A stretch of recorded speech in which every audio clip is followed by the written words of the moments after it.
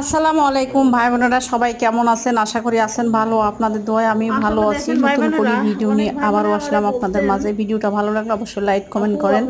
আসলে কপাল খারাপ হলে মানুষের এইভাবেই কপালটা খারাপ হয়। আসলে ভাড়া বাসায় থাকি, সুখ নাই। এত টাকা বাসা ভাড়া দিয়ে থাকি, তারপরে দেখেন ঘরতে পানি সপসপা হয়ে গেছে। আসলে 2 তলার উপর থাকি, তারপরে জানলা দিয়ে ওয়াল ছুঁয়ে ছুঁয়ে পানি পড়ি। পুরে ঘরে আমার পানি হয়ে গেছে। আমার জিনিসপত্র কত নষ্ট হয়ে গেছে দেখেন। আজকে আপনার ভাই এই রুমে ঢুকলো, দেখে আসলে দেখতে পাচ্ছে।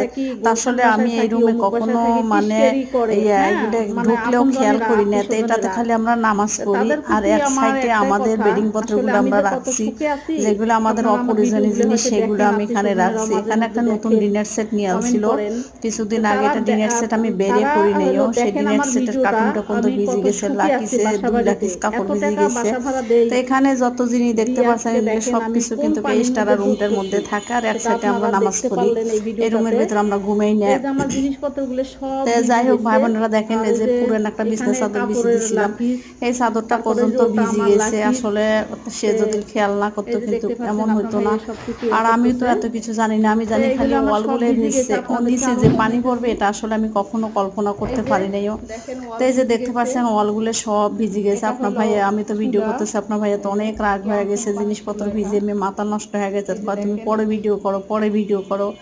তা আসলে আমি আপনাদেরকে দেখার জন্য ভিডিওটা করলাম। তা আমার মতন কোন কোন আপুদের এরকম হয় অবশ্যই জানাবেন। আসলে এত টাকা ভাই বোনেরা ভাড়া থাকি, এত বিয়ের পর থেকে ভাড়া থাকি, বেড়াই। আসলে কোনো বাসাতে থাকি কোনো সুখ পাওয়া যায় না। আসলে এত টাকা মালিকে মাস গেলে ভাড়া নেয়, মাসের টাকা মাসে ক্লিয়ার করে নেয়। তারপরেও তাদের রুমগুলো এরকম বাইর থেকে প্লাস্টার করা পরে নেই দেখিয়ে কিন্তু এইরকম। আর এখানে কিন্তু চিপে চাপি বাসা, এই জন্য কিন্তু বাইরে প্লাস্টার করতে পারে নাই।